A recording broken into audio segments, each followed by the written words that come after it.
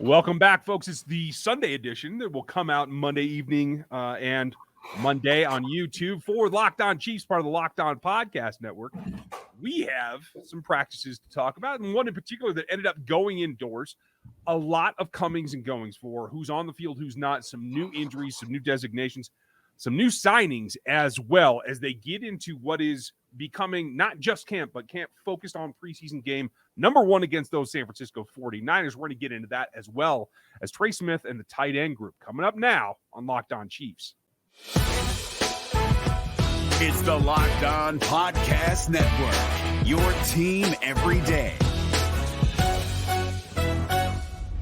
From the land of the free and the home of the Chiefs, this is the Locked On Chiefs podcast. That was a long intro. It's like we've been gone a couple days and there's something to talk about. Is there something to talk about? Is like training camp going on or something? It's the thick of it. Oh, Chiefs were off on Saturday, folks, after a very light 10-10-10 day on Friday. And Sunday they made an attempt. Mother Nature did not agree with that attempt. And first time this season, honestly, and that's great. Right. They got a couple of drills in, as I understand it, ran a couple of installs, and then were quickly cordoned off the field due to some lightning in the area and went inside. So we didn't see a ton of it, but there was a ton of maneuvering around practice today. Yeah, and it also sounds like, just a real quick note for anybody going to practice or practice today, I think the tickets for today's practice are going to be good, I believe, on the 19th. Check the Chiefs site, but they did say that they're going to allow those tickets to be granted for, I think, the Thursday practice on the 19th. Okay, which they weren't going to have open to the public at all. They were supposed to be going home at that point. Maybe they're just bumping it all back. Yeah, check the dates on the Chiefs website. I'm sure they say. I might have seen it wrong, but I'm pretty sure it was a Thursday. And if it is the 18th, that's Military Appreciation Day, so everybody can get out there with those same tickets. Yep. So it's a good training camp. Is a good time. We'll see how that ends up with that. I am glad that this is the first day that they've had to miss and go indoors, because we get a lot more information that way. And there is a couple of things to talk about when we come away from practice today. Yeah, a real quick shout out. I got the shirt on today, so all juice, the Trez Paler Fund. You can help that out down at the banner down below. Check that out. That's giving.howard.edu. Give now. For the Trez Paler Fund, and it is in his name. There's a process you have to go through. But on a Sunday, I'm sitting around in a sweatshirt with his all juice team on it, and it makes me wonder, like, the juice is what it's about. And we got several guys that missed some practice, including Laurent Duvernay-Tardif, who was in a soft cast, looked like a brace type thing. He missed. Antonio Callaway has a bone bruise. Alex Okafor is still out, as is Remmers with the back again. He was out he was on the field on Friday. And then he was out again today. We'll see what happens there. He was on the field, though. That's just to clarify. So is Okafor. Callaway was not on the field. Kaiser was not on the field. Prince Winogo was not on the field. And Darrell Williams were not on the field. You know who was on the field but not practicing, though, so at least making progress? Yep. That is one Willie Gay, your starting linebacker, and I'm pretty happy to see that. That's very encouraging. I do think that that's a great sign for him going forward. So I'm excited to see if he can get back and play in the first preseason game. It might be a push at this point for him to play in that game. But, honestly, if it is, then maybe Nick Bolton gets some more snaps. Yeah, absolutely. I hope that he does. And I think that that's, like, especially because one thing we always talk about Nick Bolton in being the guy that will eventually replace Anthony Hitchens because of their roles as Mikes. But if you can get them out there together, it is living through the other's eyes. Like, that initial feedback may actually be a big boon for Nick Bolton, and I hope that it is. You mentioned Nick Kaiser. We're going to talk about him in the tight ends here in coming up in a little bit. But guys who didn't finish practice, that is DeMarcus Robinson, Derek Nottie, two supposed starters. I think you could make the argument that Robinson is the 3 right now. It's going to start at X. He's been having a pretty good camp.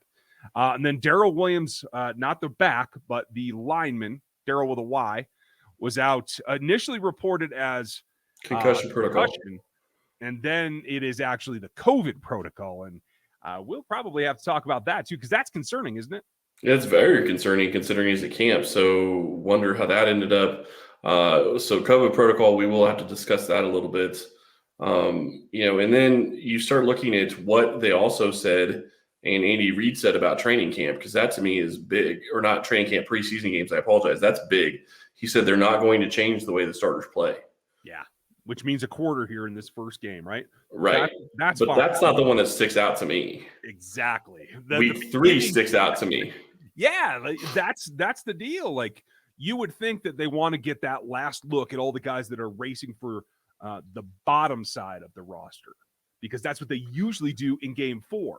Right. But it looks like Andy wants to stay with his normal process. Which honestly, if you look at it and you think about it, all I was going to say is if you look at it and think about it, it means no less time or no more time for the starters. So if they were going to be playing, they'd be playing anyway. Mm-hmm. I mean, if there's 4 preseason games, this is what they would normally play anyway. So if that's the way Andy goes about it, then I guess I really can't fault him too much. There just isn't that game. There's a break. So, I mean, that's just the main difference. Yeah. I mean, yeah, we should probably concentrate on that as well and get a little bit more into the scenarios. Maybe we'll do that coming up later in the show after we talk about Trey, but there's a couple of actual transactions to tell you guys about as well.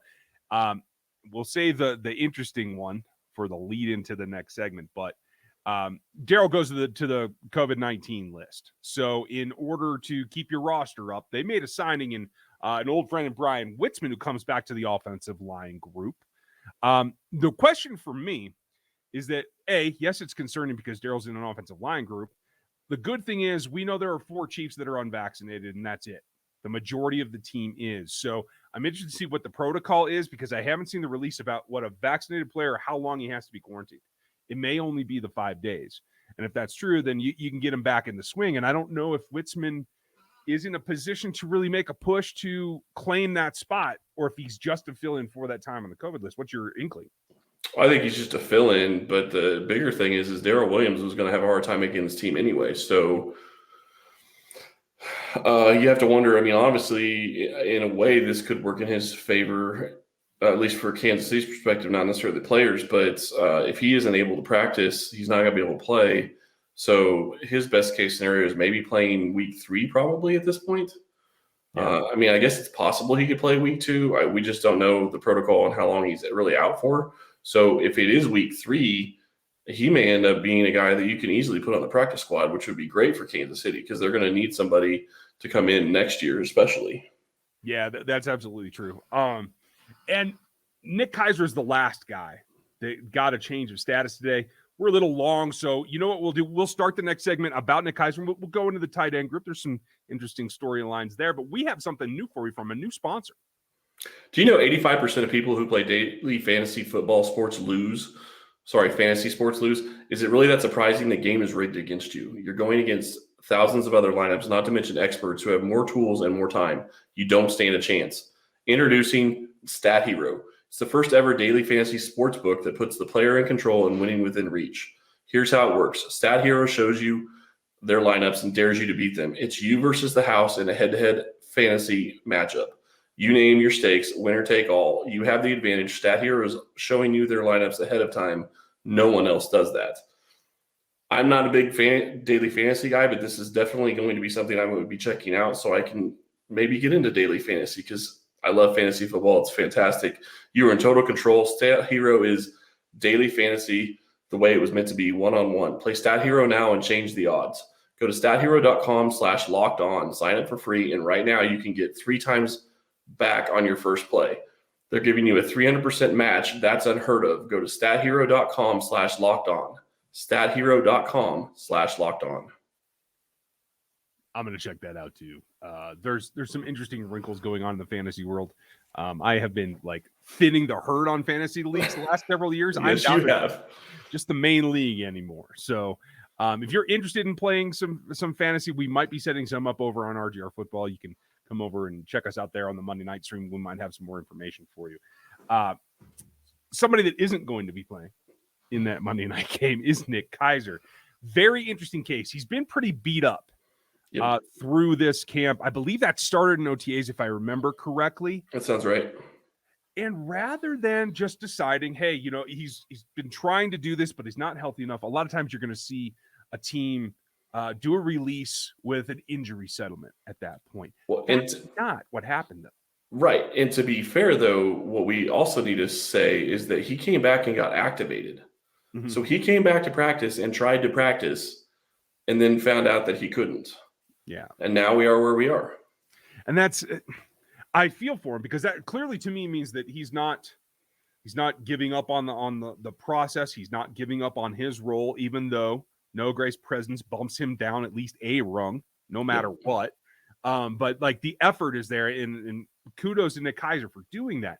But he actually got placed on the retired reserve list today, meaning that he must have done some. I don't think that requires the actual paperwork with the league yet to go on the list, but it means that you told your organization you're going to retire. Yep, which means he's going to be done. So one of the Chiefs tight ends from last year, tight end 2 from last year, actually is not going to be on the roster this year. Now, in my opinion, and in yours, I believe as well, they upgraded that position. Noah Gray, I think, will be a big upgrade. He may not be as big of an upgrade as some would like to see this year, but I do think he will be an upgrade. Mm-hmm. And then, you also have a guy in Blake Bell who Kansas City already knows. They know what they have with him. He's a pretty decent blocking tight end. He can catch the ball. That's not his specialty, but he can do it. And then you have a guy in Jody Fortson.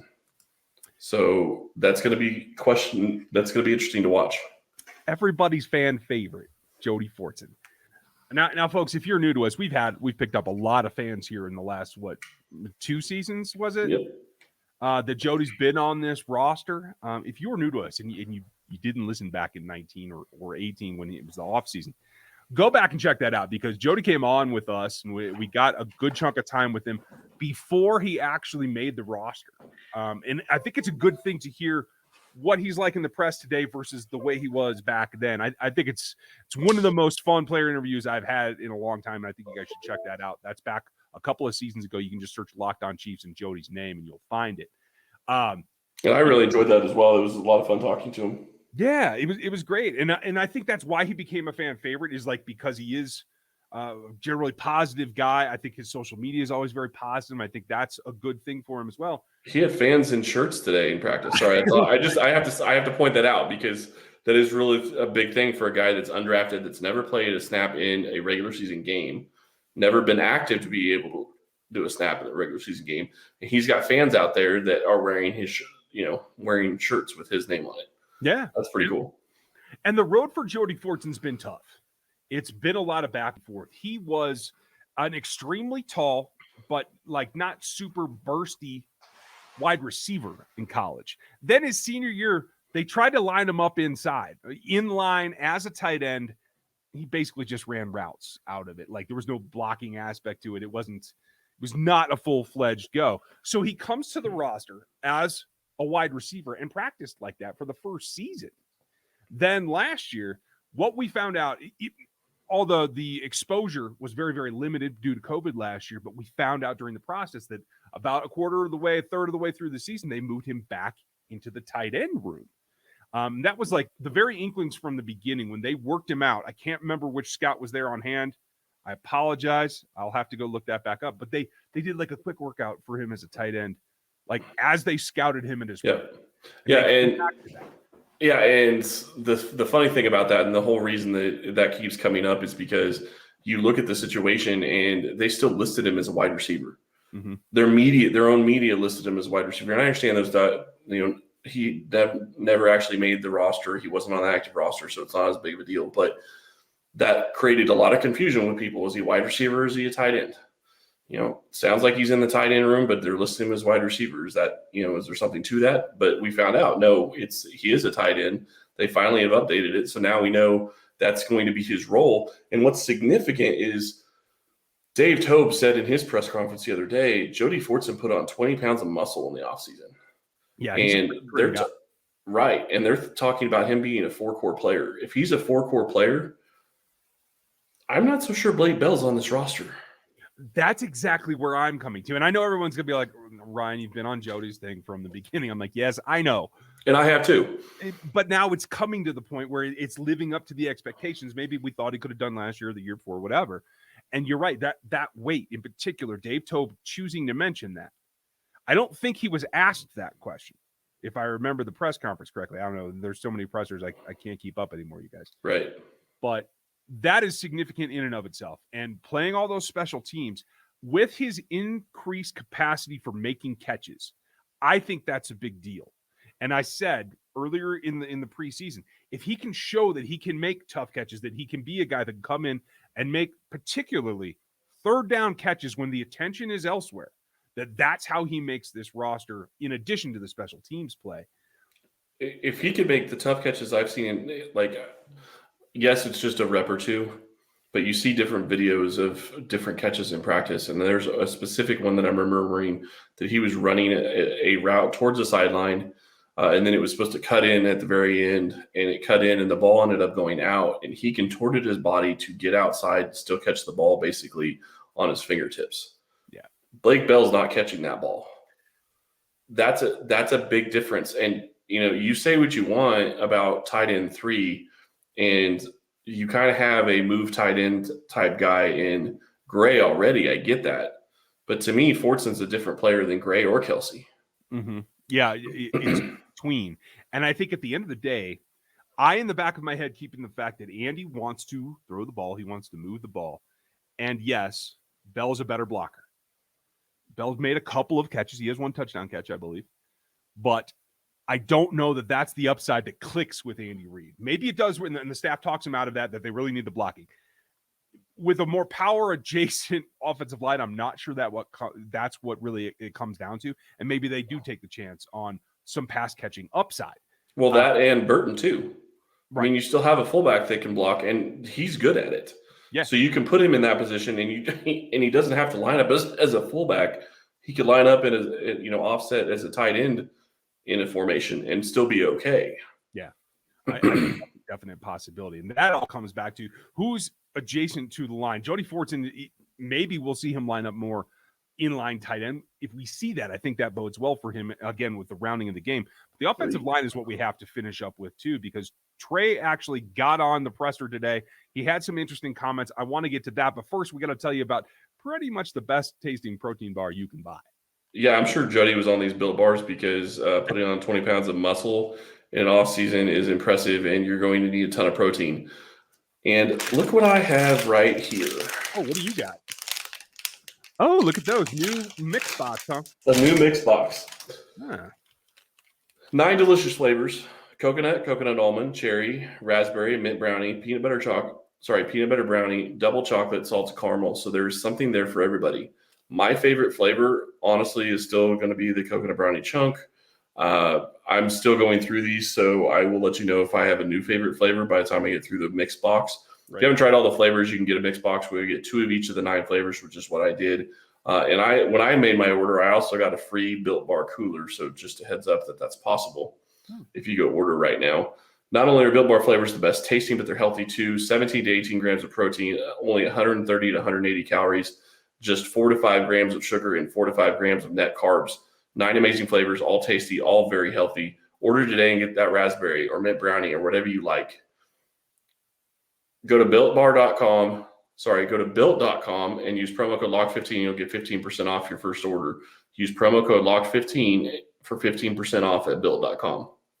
I believe Built Bar still works as well. And we were talking about the offensive line and how they're rebuilding this. You can get all your action in at betonline.ag to see just how well they do that job of rebuilding the offensive line, because it's not just the tight ends that attach and help out. It's the guys that are at the core of it.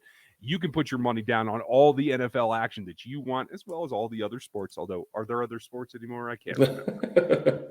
Not really. Who cares about the other sports? Yeah, right. You can use your device, your laptop, whatever you want. Get over to betonline.ag and get into that. Don't sit on the sidelines anymore. This is your chance as the football season begins to take off, and get ready for 17 weeks of fandom. Going to be fun. Head over to the website, use our code LOCKEDON, and you'll get a 50% welcome bonus. That's 50% of whatever you put down, add into your account from betonline.ag, your online sportsbook experts. I'm really intrigued because one thing stood out to me today. Again, an indoor practice that they had to back up the pressure schedule and all that stuff for. Trey Smith, very lauded this whole time. Surprised me at how well he's been able to stick in with the starting group. Yeah. Good for him. And he's being lauded by a lot of people outside the organization too. Yeah, absolutely. Louis Riddick, for one. I tend to listen. Jeff Schwartz. Yeah. Mitchell Schwartz, I think, too. Jeff Allen. Yeah, they're all former Chiefs, but, I mean, they're all talking about this kid, and that's a very big positive. Well, and who better to actually know what he has to go through in terms of learning the offense and understanding. Absolutely. Too. And Jeff had him on the whiteboard for their series. Was it Big Boys, or I can't remember what they called it, but it's attached to the O-line masterminds. Mm-hmm. So I think that's a really positive. But the thing that we saw when I looked at his college tape, he was on the ground some. Dan Harms has been helping me with that. Still seeing that when we go back and look. He talked about it today about, hey, you got to make sure that you understand what you're doing, getting your punch, getting your feet under you so you don't end up on your butt. And so it's good to see him. You mean Chris Jones putting him on his butt? Well, that too. That's going to happen whether you're prepared or not. Yes, it is. That's a specific rep I keep remembering is watching those two go at it. And honestly, the thing I liked about it the most, and you're talking about him getting on his butt and what he's talking about and what he's learning. Chris Jones worked him in that rep. Mm-hmm. But Chris Jones is going to work just about anybody. I mean, he's probably the number 2 defensive tackle in the NFL. And Jones got after him, got him on the ground, and then still gave him a butt pat when he got done. Yeah. So Jones understands he was doing what he was supposed to do, and he's trying to learn. And I love seeing that type of stuff. Well, and that's my big thing is he's self-aware. He understands that that's part of his game from before that he needs to clean up, and he understands the bigger part, which is like the magic word that Andy Reid put out a couple of weeks ago, and that we've been saying pretty consistently ourselves through the offseason is consistency from Trey Smith is the key.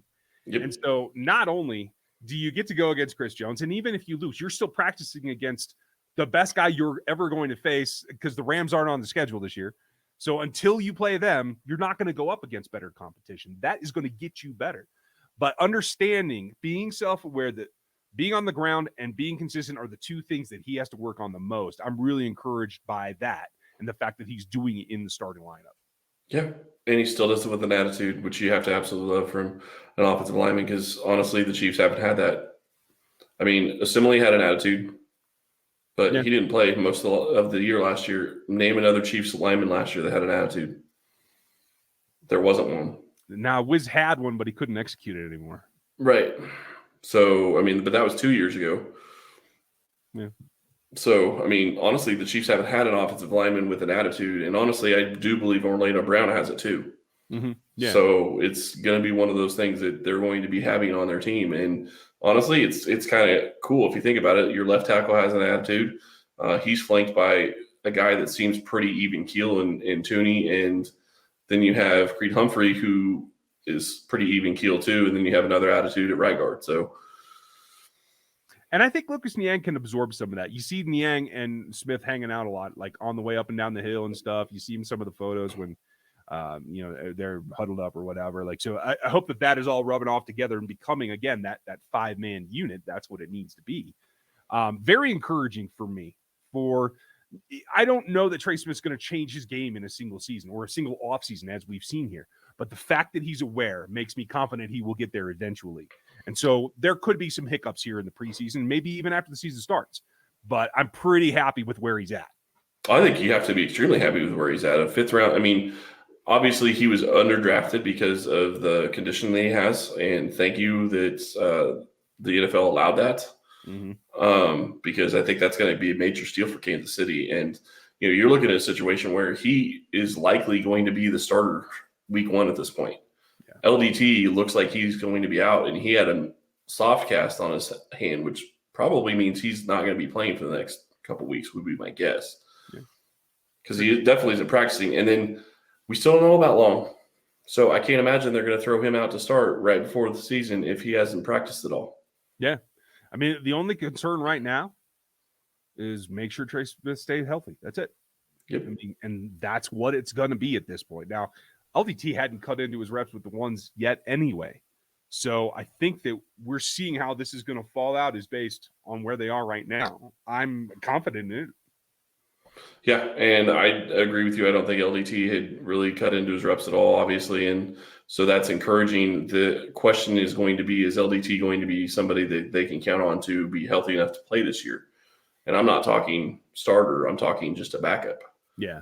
My guess is it will be. We'll have to find that out, and hopefully we'll know a little bit more tomorrow. Hopefully we get to see an actual practice. If you guys were out there, I'm sorry for your Sunday. I know there were some folks that made a pretty good trek just to get rained out. I understand how that goes. It's happened to me too. But if you're going to be out there this week, enjoy yourselves. I'm going to be out there next Monday. So if you're thinking about a day or you're trying to get those points to grab those tickets, 16th, 17th, 18th, that's when I am planning on being at camp. I hope I will run into some of you there. We thank you for listening to us today. Like, sub on YouTube. Go ahead and subscribe. And thank you for all of the new subscriptions and for watching all of our videos. We do appreciate that. Absolutely. And hit the subscriptions on Spotify as well as iTunes and all the podcast platforms, because we're not going anywhere there either. So thank you guys for today. Hope you enjoy tomorrow as well. And we'll talk to you then.